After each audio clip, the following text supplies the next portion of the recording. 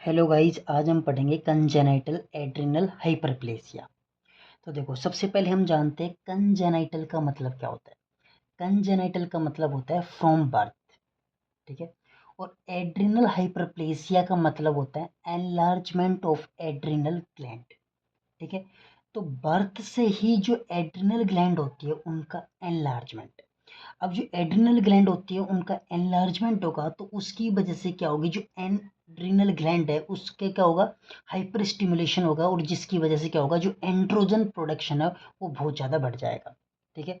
तो उस कंडीशन को हम क्या कहते हैं, कंजेनिटल एड्रिनल हाइपरप्लेसिया, ठीक है। तो अब कंजेनिटल एड्रिनल हाइपरप्लेसिया की जो मोस्ट कॉमन कोज है, मीन्स इसमें क्या क्या देखने को मिलेगा, देखो। एम्बिगुअस जेनेटेलिया इन फीमेल्स, ठीक है। तो अब देखो, जैसे जो फीमेल फीटस है, ठीक है, फीमेल फीटस है और उसके अंदर क्या होगा, कंजेनिटल एड्रिनल हाइपरप्लेसिया होगा। तो उसके जो जेनेटेलिया है वो एम्बिगुअस जेनेटेलिया देखने को मिलेगा। एम्बिगुअस जेनेटेलिया मीन्स हम उसको डिफरेंस ही नहीं कर पाएंगे कि जो फीटस है वो मेल है फीमेल है। ना तो उसको हम बोल सकते फीमेल या ना बोल सकते हम मेल, ठीक है। तो एम्बिगुअस जेनेटेलिया इन मेल।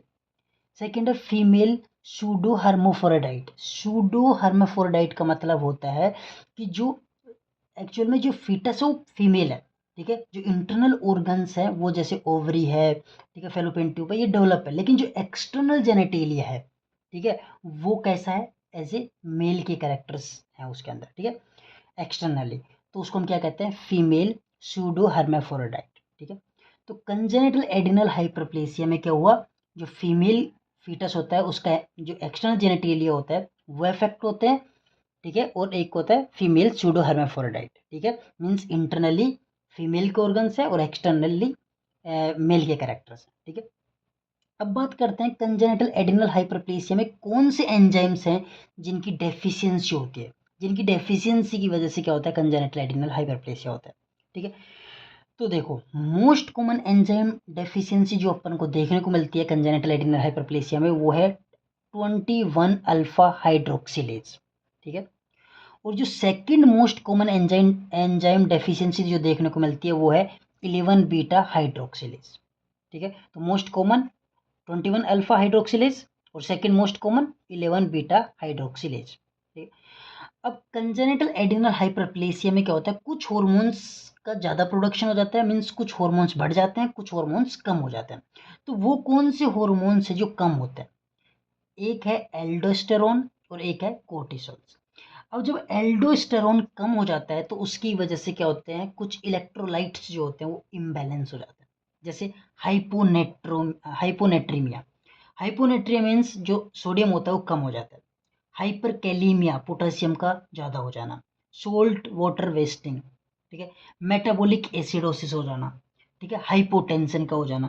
तो ये किसकी वजह से हो रहा है, एल्डोस्टेरोन के कम होने की वजह से।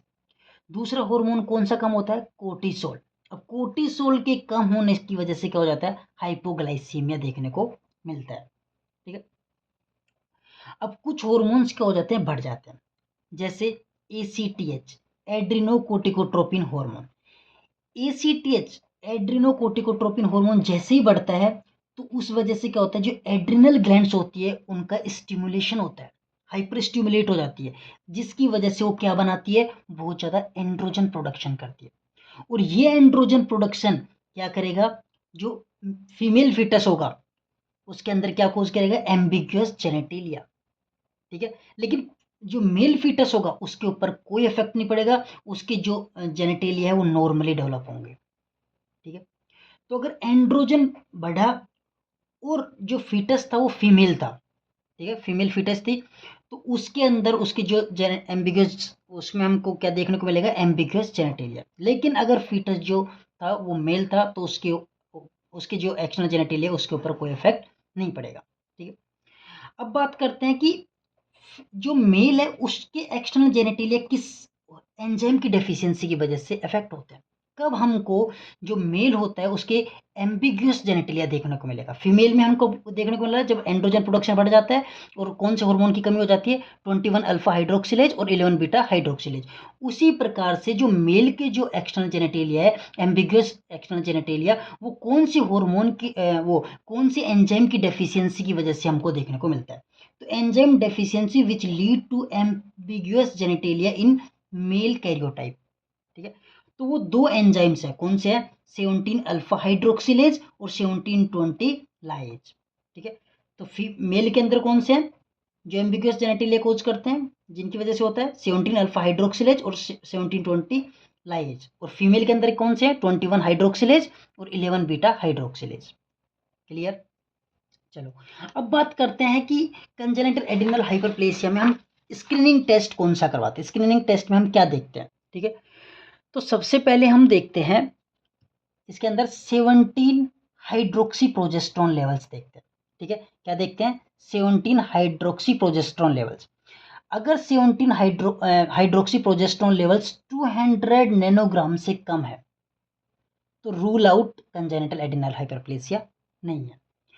अगर 800 नैनोग्राम है या उससे ज़्यादा है तो कंफर्म कंजेनिटल एड्रिनल हाइपरप्लेसिया है, ठीक है।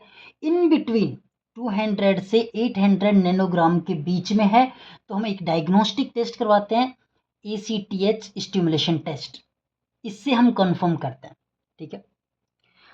अब जैसे डायग्नोसिस कंफर्म होता है, जैसे कि कंजेनिटल एड्रिनल हाइपरप्लेसिया है, तो उसके बाद में हम मैनेजमेंट क्या करेंगे, तो हम begin management even without waiting for karyotype genetic test. बिना कैरियोटाइप के जो टेस्ट का रिजल्ट है उसको बिना देखे ही हम उससे पहले ही मैनेजमेंट स्टार्ट कर देंगे, ठीक है। उसके पहले ही हम मैनेजमेंट स्टार्ट कर देंगे और कौन सी ड्रग ऑफ चॉइस देंगे, कौन सी ड्रग देंगे, कोर्टिकोस्टेरॉइड्स देंगे।